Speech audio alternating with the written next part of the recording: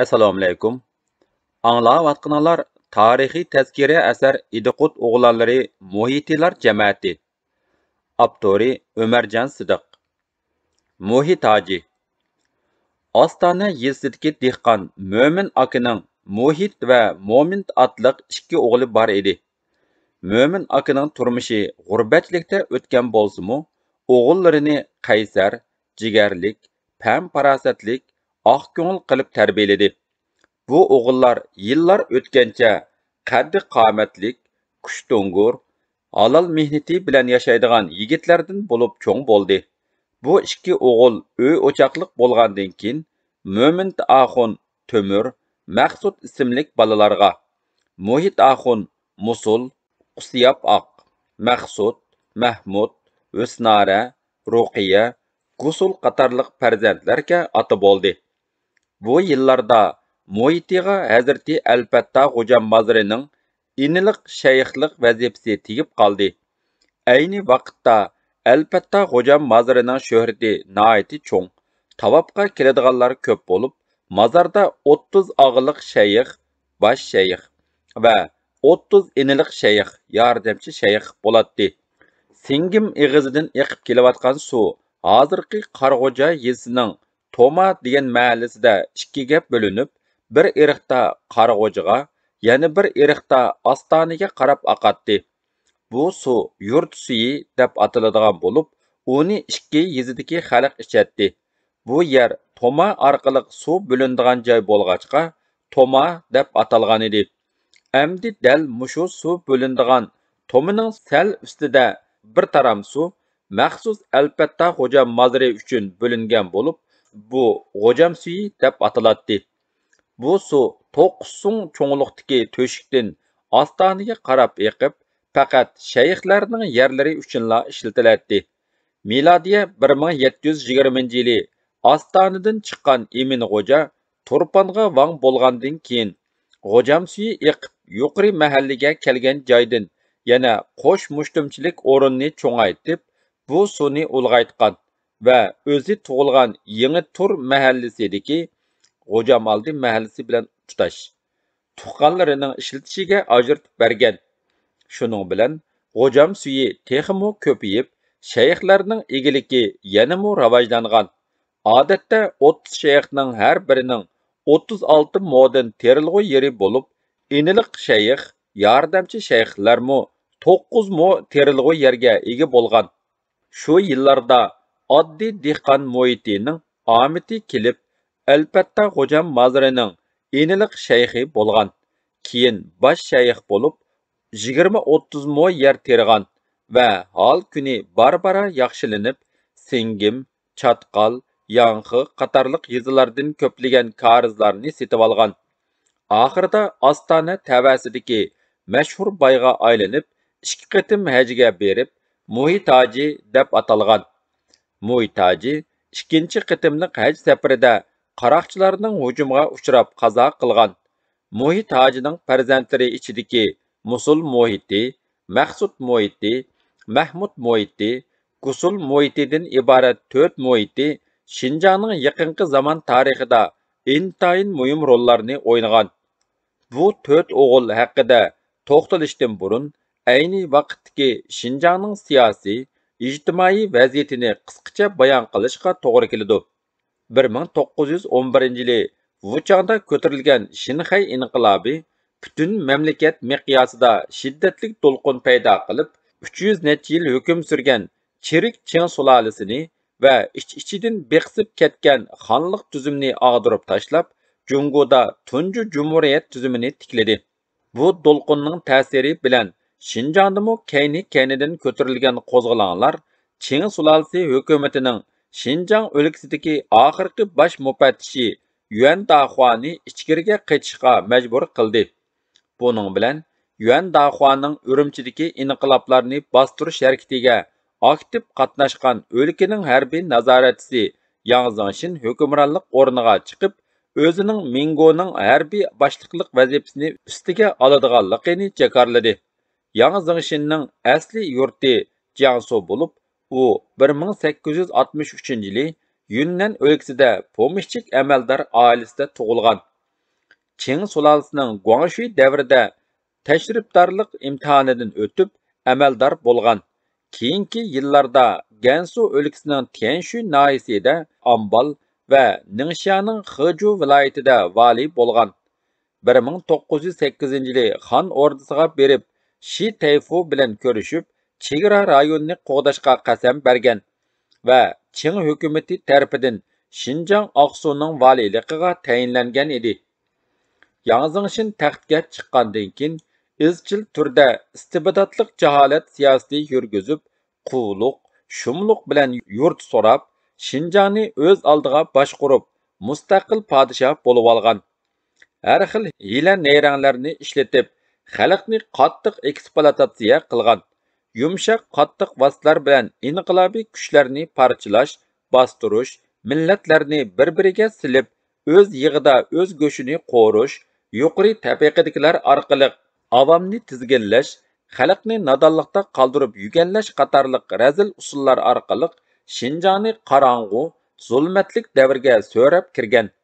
Yang Zingshin hukmronligidagi Xinjiang nodonlik, qaloqlik qoplab ketgan Xinjiang bo'lib, amaldorlik tuzumi chirik, moliya kirimi quruq, harbiy qo'shini bir to'p bulangchi, egiliki vayron, hunar kasb kasod, xalq ommasi ig'ir zulm asoratida edi.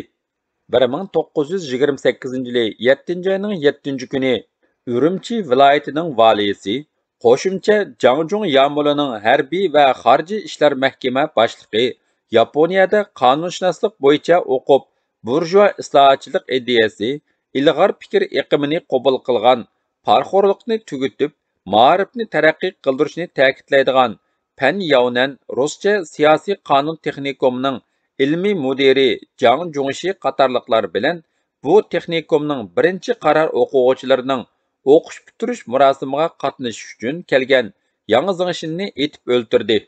Tömür xalpa qatorliq necha o'nlagan azimatlarning qinini ichib, Abduqodir Damulladek ilm-irfon yulduzlarining jiniga zomin bo'lgan va 20-asr sharoitida o'rta asr jaholatini davomlashtirib, hokim mutlaqlik taxtida 17 yil davron surgan bu odam jinidan judo bo'ldi. Siyosiy o'zgarishdan keyin shu chog'dagi ma'muriy ishlar noziri Yang Zingshindan qilishmaydigan mustabid Jingshurin to'polondan to'g'ach o'g'irlab, Pan Yaunan qatorliqlarni bostirib, Xinjiangning hukmronlik o'rniga chiqqan.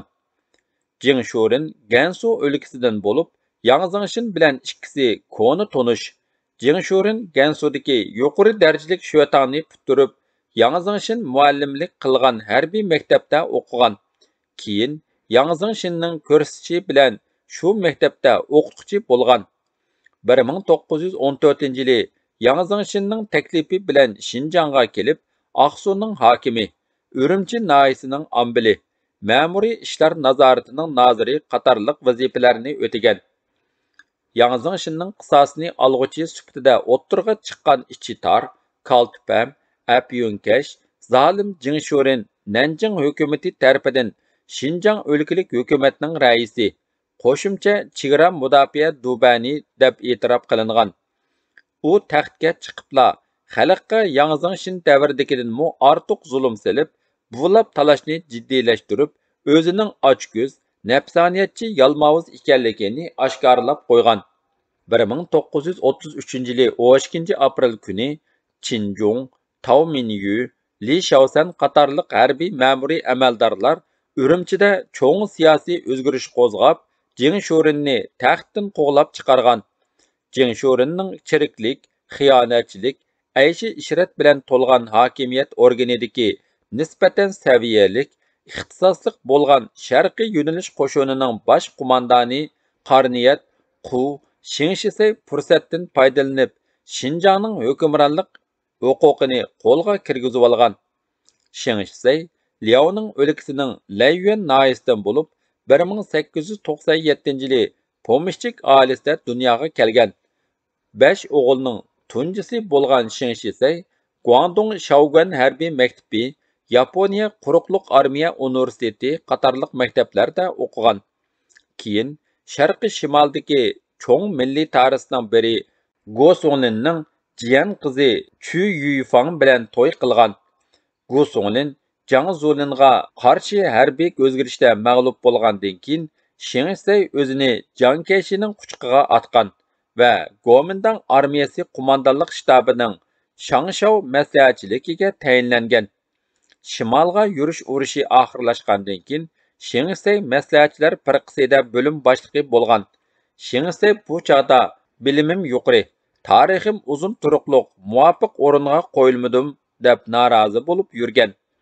Dal shu chog'da Jingshurin o'z hokimiyatini mustahkamlash g'arazida kuchlik bir harbiy qo'shin tuzmoqchi bo'lib, Urumchida harbiy maktab ta'sis qilib, sirtdan ilg'or harbiy lozimatliklarni kirgizgan va jiddiy harbiy mutaxassisga ehtiyojli bo'lib, Xinjiangning Nanjingda turishliq boshqarmasining vakili Lun Yaozuga biror harbiy xodim tanlab berishni tavsiya qilgan.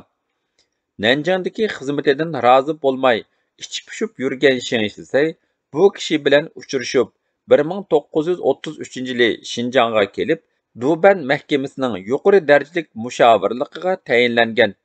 Qumul dehqonlar qo'zg'oloni portlaganda Shingsey 1933-yili qo'zg'olonni bostirgan qo'mondan Jang Piyuanning bosh mushaviri bo'lib, qonliq qilishni o'ynatib, qumul, turpanlarda nurg'un o't yurak yoshlarning jiniga zomin bo'lgan.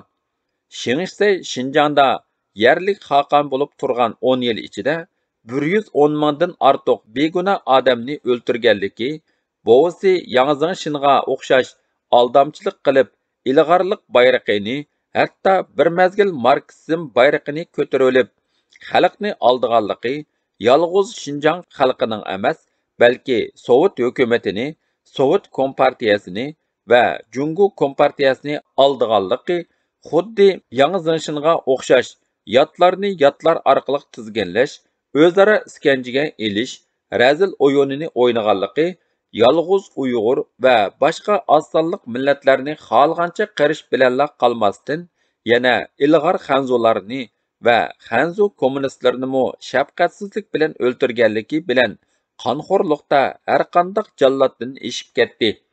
Qisqasi, Shingseyning hokimiyat ustiga chiqishi Xinjiang xalqiga ilgirgidanmi ig'ir baloyi ofatlarni keltirdi.